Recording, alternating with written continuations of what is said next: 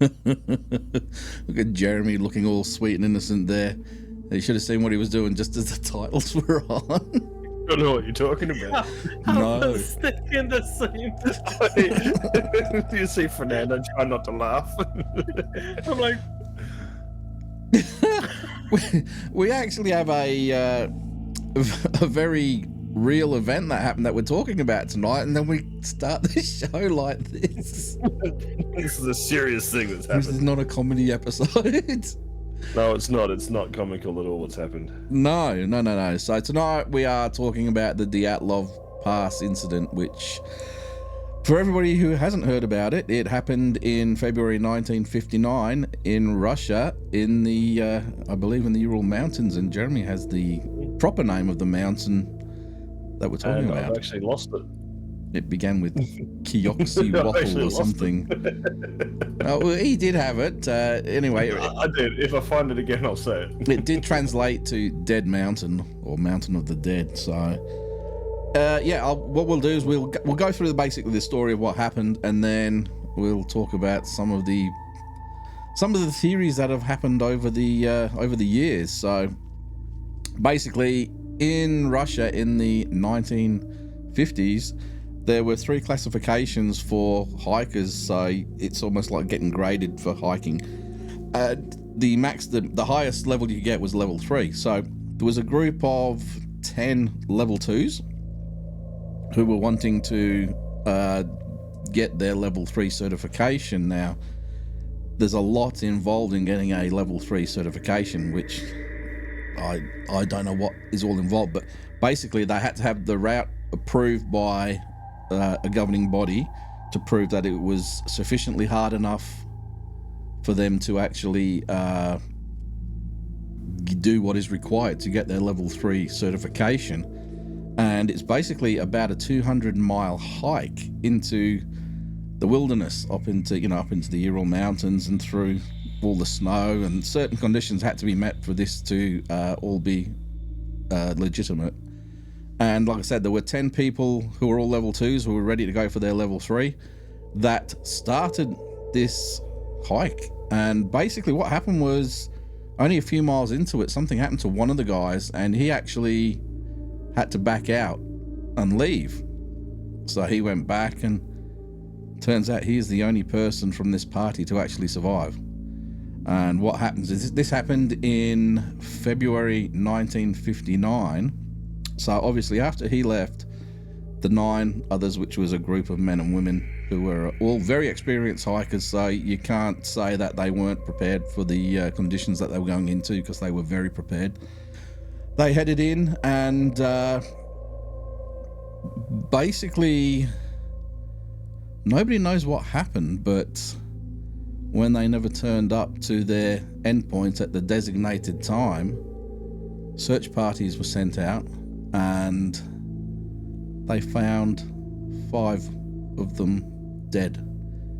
Not just dead, but in very, very, very weird circumstances. And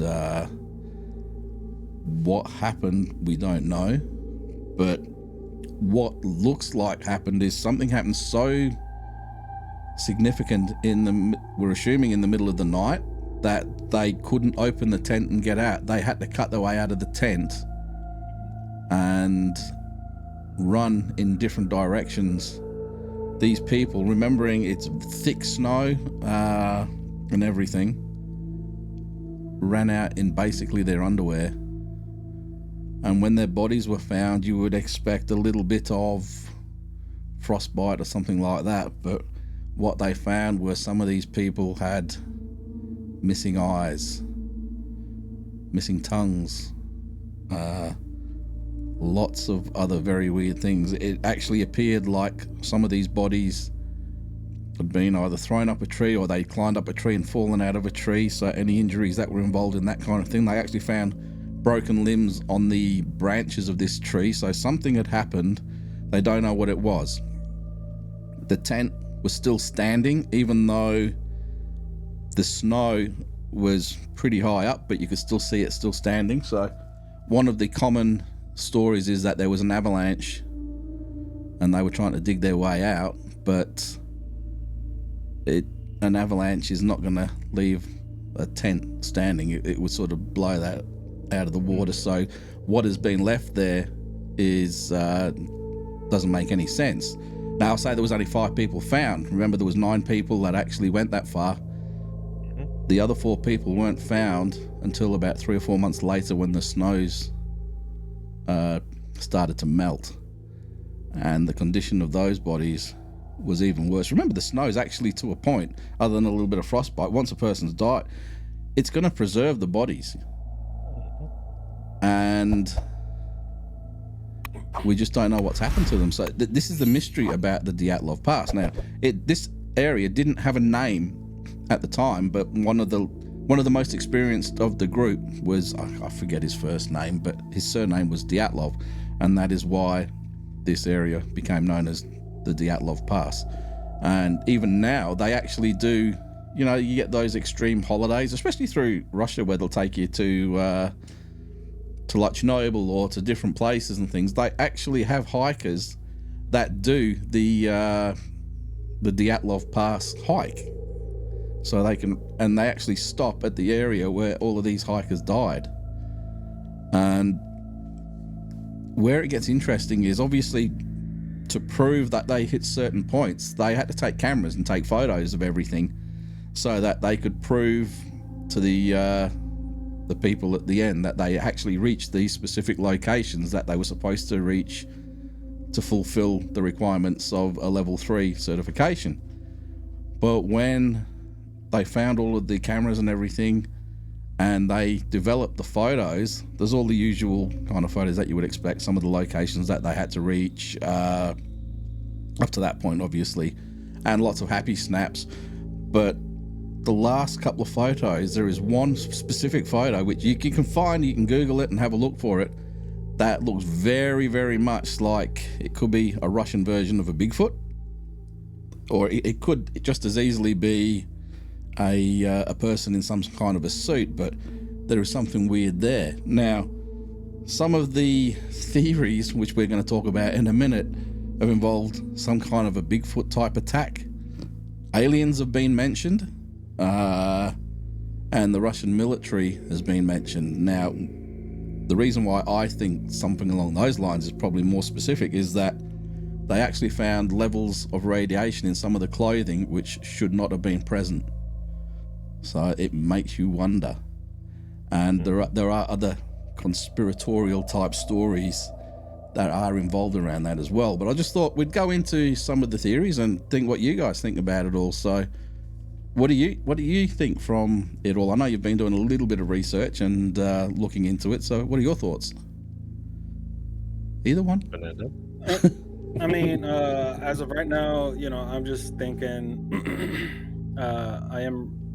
as I read, you know, you mentioned Bigfoots. Are Bigfoots like the category for these species?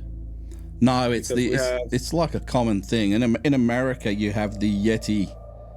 No, you don't. Not in America. You have Sasquatch, which is the North American Bigfoot.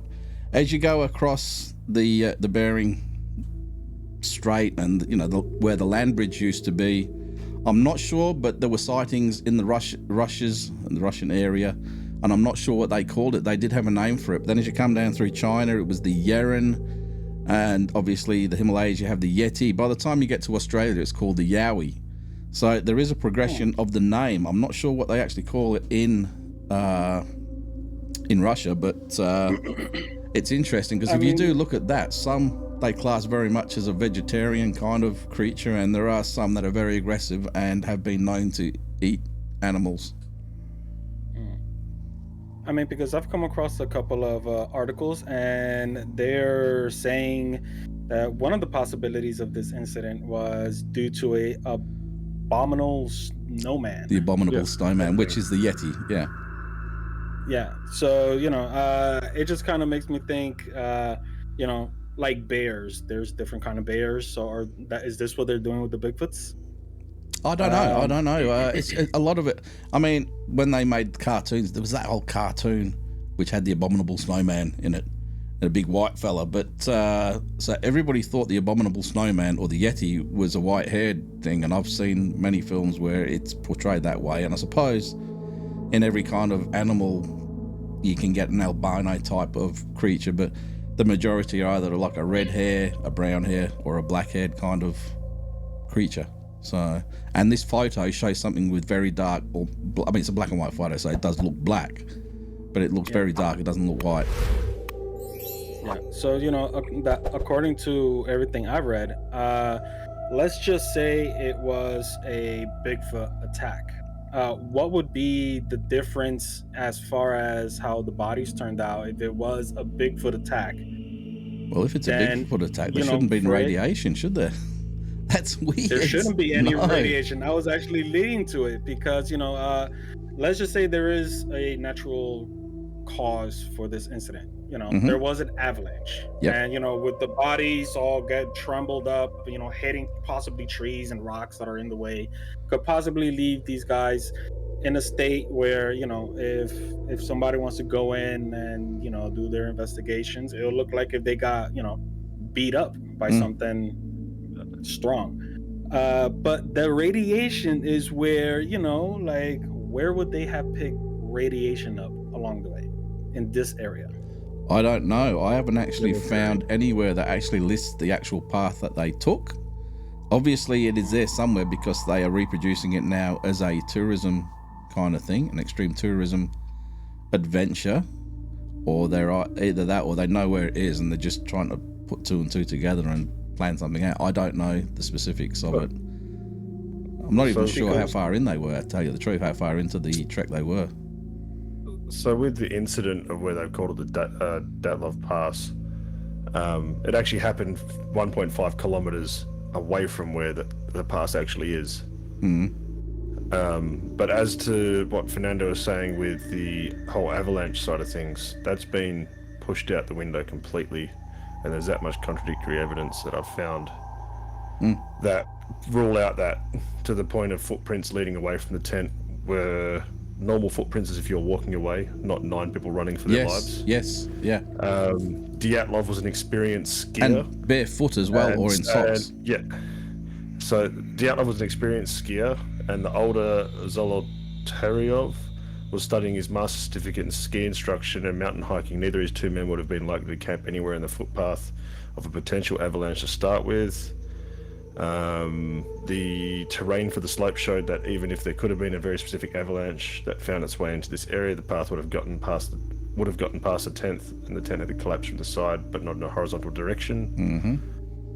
The amount of expeditions they run afterwards and haven't had anything to do with dangerous conditions.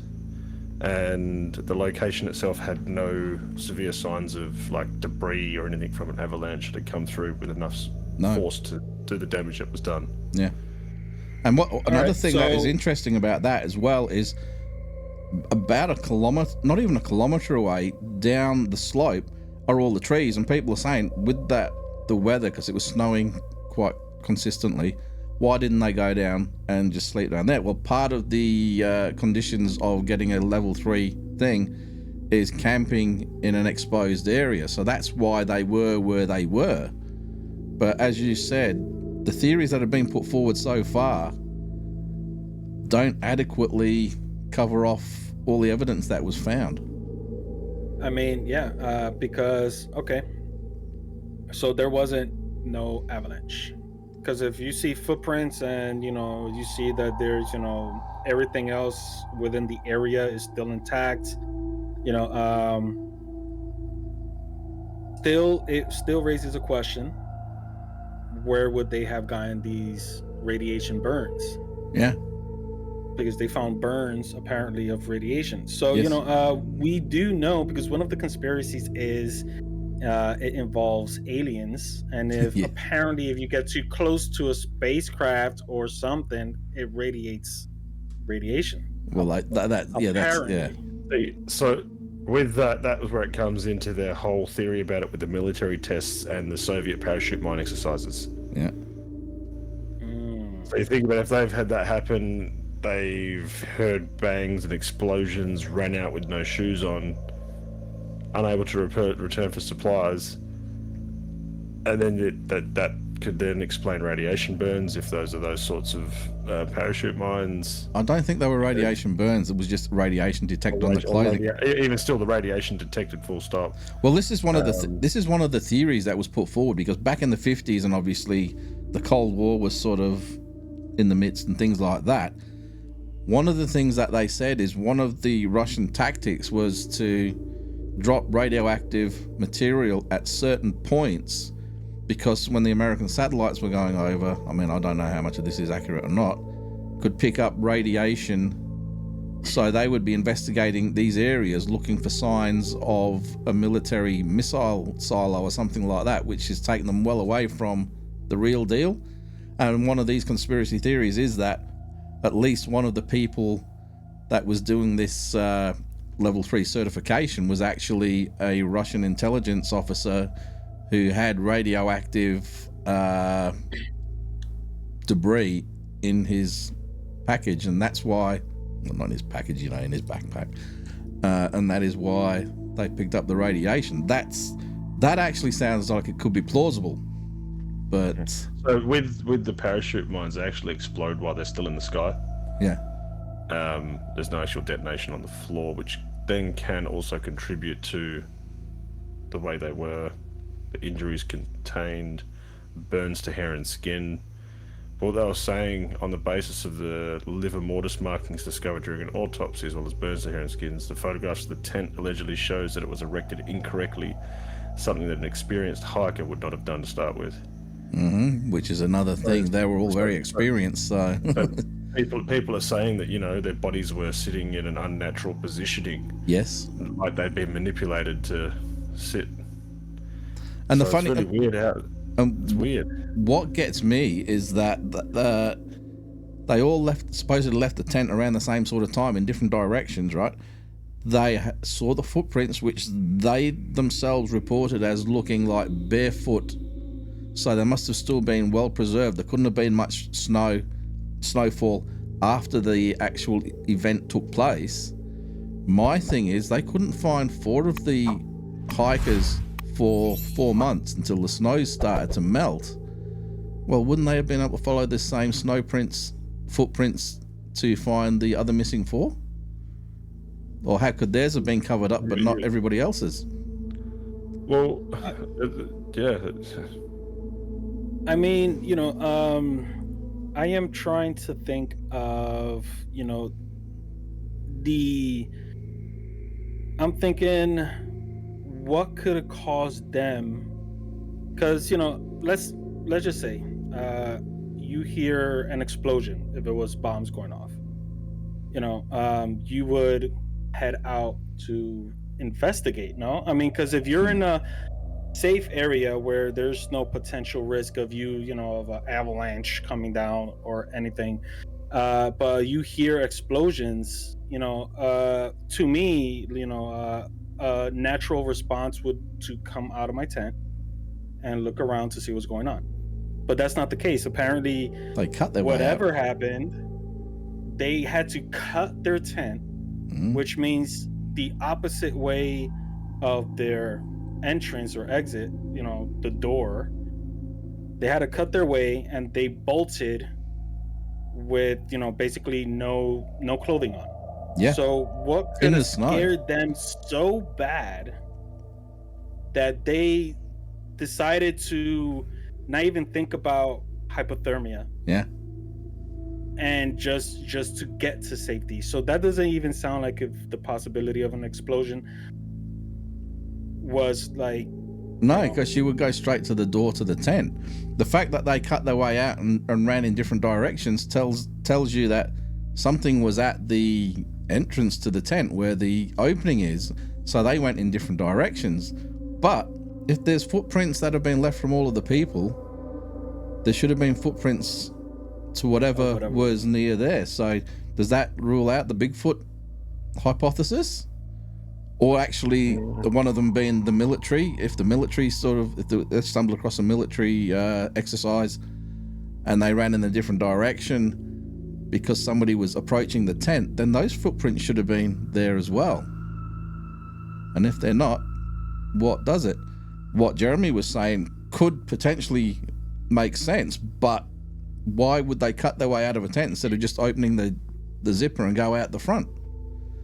That doesn't make sense. Nothing about this makes sense. And what gets even more weirder is when it was reported to the government and the government were asked to investigate, the first thing they did was classify it top secret, and all evidence was disappeared. So with that was Lev Ivanhov's boss. I'm going to say this name wrong completely. Evgeny Oshtev. Yeah. He was a deputy head of the investigative department for the prosecution office. He was alive in 2015 and had been given an interview for one of the former people, which I cannot pronounce that name whatsoever. He stated he was arranging to another trip to the past to fully investigate the strange death of the last 4 bodies when the Deputy Prosecutor General Yurakov arrived in Moscow and ordered the case to be shut down. Yeah. He's there's something sus there. There is. And then he also, the same guy, also stated in his interview with Leonid Proshkin that Kilnov, head of the prosecutor's office, was present at the first post-mortems in the morgue and spent 3 days there, something regarded highly unusual and the only time in his experience it had ever happened. So, you know, what are they keeping secret? That's definitely goes to government sort of things. And yeah, the Russians aren't ones for giving out information. No, they're not. Now, I with me doing my research, I mean, I've known about this for a long time, but I sort of did a little bit of a deep dive into some of it over the last few weeks and stuff. There's a video somewhere on YouTube which, even though I don't think it is real at all, I'm pretty sure it's a 100% a story. It's well worth actually looking up. And I think the title of it is "My Grandfather Knows What Really Happened at Dyatlov Pass." So if you look that up, you'll probably find it. It's just an audio that goes for about an hour of this guy reading his grandfather's diary, who was on a military base that just happened to be right there. And it ties in so perfectly with what we do know, and it puts at least one theory forward about what potentially happened. But it's so fantastic that it would actually make a really good movie. And that's why I don't think it's real. If it is real, holy shit. But it's worth looking up because it's one I listened to it at work, because it's no video on there. It's just a solid screen. And the guy talks for about an hour telling the story. And it's a bloody good story. And it's something that would make a bloody good film as well. So it's worth looking up.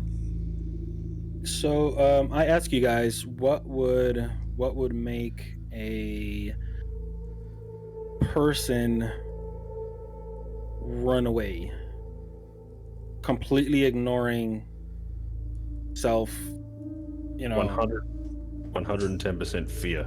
Yeah. See, there's no other explanation. For me to cut for me to cut my way out of a tent and running the other direction in my next to nothings in the middle of the snow, something would have to be trying to come through the front door. And based on them finding everybody else's footprints, why isn't there footprints there? Another one that which could sound pretty much real, I don't know how true it is maybe somebody was doing, you think about MK Ultra and some of those things, we're doing some kind of a drug test on them, like magic mushrooms or one of those kind of things, and they all hit them all at the same time, and they were seeing things in their heads, and they were doing stupid stuff and heading in all directions. That is probably the most plausible thing, because I don't know anywhere where you got any information about drug testing and stuff like that. That was already put forward as a theory of death. Yeah. And they also said to do with that being a romantic encounter that left some of them partially clothed and irate. There were no drugs present, only the alcohol, the medical alcohol was there. It was not open. It was found intact in the scene. The group had sworn off cigarettes for the expedition. There was no signs of drugs or drugs on site whatsoever, is what has been written down. But the thing about it, they're saying like a fight could not have left the massive injuries that once had suffered. No, not at all. Look. Well, you think about it. I've quit smoking. I know how angry you can get at the slightest of things. For them to turn around and say they swore off cigarettes for the expedition, no, it couldn't have been a fight. Well, yeah, that's a load of codswallop there.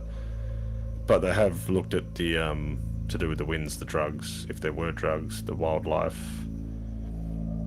and they've all been washed. I mean, wouldn't that fall? I mean, yeah, obviously, humans are capable of stupid things along the lines of if we was to assume that these are people, serious people who wants to accomplish a level 3, they need to be at their peak. Yeah. So I would assume that no foul play was going on. Oh yes, I agree. Professional. And I would have said there's no, the group. Yeah, there'd be no such thing as magic mushrooms or any kind of mind-altering drugs happening because they put so much into getting this level 3. They're not going to stuff it all up by doing something like that. But that's the only thing to me that would sort of coincide with what was found on site. Because if something was approaching them, there would have to be some sort of a sign or some kind of footprint in the snow, especially if they could actually identify, like I said, and I've said this a couple of times, that they could identify that the footprints of them running off were actually barefoot footprints of people. You know what I mean? That's a very specific footprint, and like Jeremy was saying, the actual way the footprints were in the snow, they weren't running. They just all started wandering off. But 4 people, there was no footprints for 4 of those people. And they weren't at the tent, but they were found, I think it was about 200 or 300 meters away from where the tent site was 4 months later. That just made things more interesting because I thought they all ran. They cut the tent and they ran. That's what I'm saying. Not a single thing about this makes sense. You can't put one single theory to all of the evidence. You can make all the different evidence meet a specific theory, but not all of the evidence ties into one theory, if you know what I mean. Mm-hmm. It's a mind bender. Because if they're just gonna walk off, why even cut the tent? Exactly. You're not going to cut the tent and then just mosey on off into the snow in your knickers and bra or jocks, barefoot or in socks. You know what I mean? I've actually gone out into the snow in socks, but I had full clothes, and it goes through your foot. Well, I mean, Fernando would know because he experiences snow, that if you were to go out barefoot or in your socks, well, one, if it's anything woolly, it sticks to it like God knows what, but it seeps straight through, and it's a different level of cold. For sure. You'll feel the chills running up from your feet all up your spine.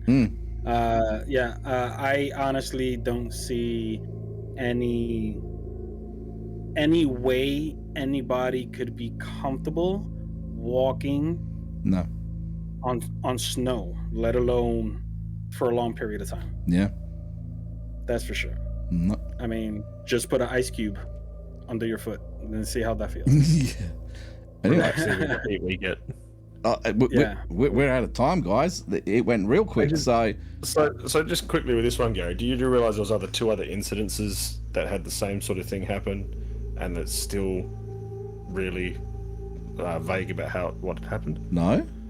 So you've got the Chivalry Pass incident, which is a lesser-known tragedy occurring in 1973 in the Russian wilderness, with people mysteriously dying during the Soviet era. Yeah. And you've got Hamar Darban Pass incident, which is lesser known, again in 93, involving a group of explorers mysteriously dying in the Russian wilderness. Do we know how far apart these locations are? I haven't looked into that. The first one that I mentioned, they died and they just said it was hypothermia and closed the case. There is not much information on that one at all. And the Hamar Darban Pass incident was, I think it was 7 out of 9 or 9 out of 10 people had passed away because of hypothermia and vitamin and protein deficiencies. So what about the other couple of people? Did they survive? There was one survivor. And what did we get out of them? There's no information on it. See, that's interesting. Why is there no information? Has it been covered up? That's 3 in Russia, and 2 during the Soviet era. Yeah.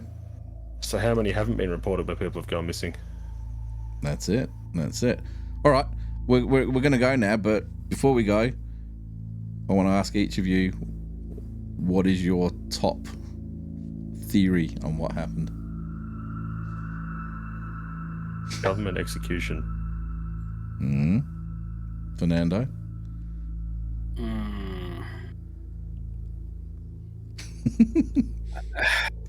I mean, Jeremy kind of pretty much took my answer. I mean, as soon as I realized that they didn't run off, they just walked away. I mean, it still doesn't really even make sense. Even if it was a government execution, why would they cut the back of the tent and walk? I know. Because if, let's just say there's army personnel and they're telling you, get out of the tent, right? And the only way out would be through the front, and that's where they are. You'll cut the tent, and you're thinking too logical. Yeah.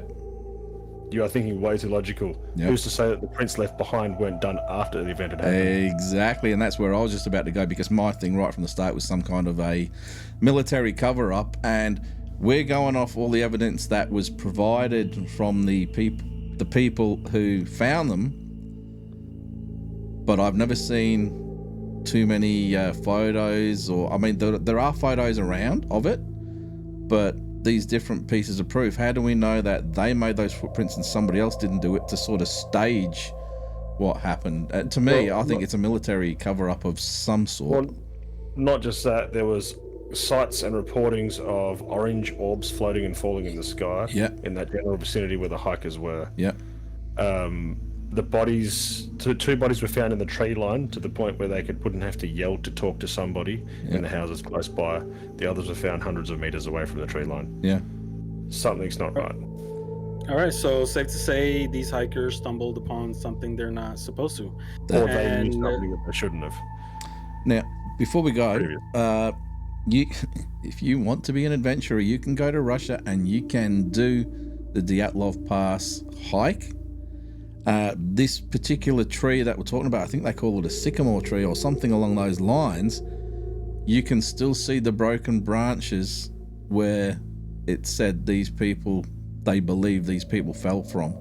So while they were climbing up a tree high enough and then falling down, I don't know. Were they trying to get away from something? Were they trying to see something? The questions just keep coming and coming, and there's just no answers. Well, I mean, if we take into the concept that, the footprints that was left wasn't theirs, but people, let's say, tracking whatever they saw, and as they go along, they're covering their tracks. Yeah. Our imagination could go anywhere. It could actually be, Bigfoot. They all got scared, ripped the tent, ran, and they're trying to keep that a secret. Aliens. We could think about aliens. We could practically every conspiracy theory they have involving this incident, we could go with it. Well, anybody's just going to walk around and, well, like I've been saying, is I do believe the footprints were staged, because they didn't find 4 of the hikers for 4 months. So that would tell me that by the time they got there, it would have still have to have been snowing. Any footprints would have disappeared. So I reckon they were. Maybe somebody just said it. Just like, well, let's make it a mystery of some sort, and we'll say this or take photos of that. And because I could understand it in mud.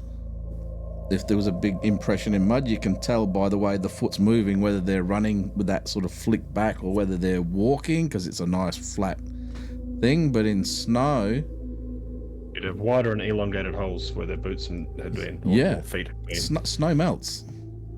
But the footprint changes. The footprint left behind, the impression changes. But if those bombs were to detonate, if they were to detonate later than what they should have been, there's your skull injuries, your head injuries, rib injuries, and bodies thrown to unnatural positions. Yeah.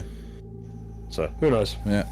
Anyway, we're going to go now, but for anybody who's interested in a right cracker mystery, look up the Dyatlov Pass incident from Russia in February 1959, and I'm sure you'll find lots of fictional things, and there's a lot of other podcasts out there. There's a lot of other videos with a lot of information on them, and it's definitely a rabbit hole that you can get stuck into if that's the kind of mystery that you're into. But for now, I think it's time to say goodbye, guys. See you later. Have a good one. Till next time.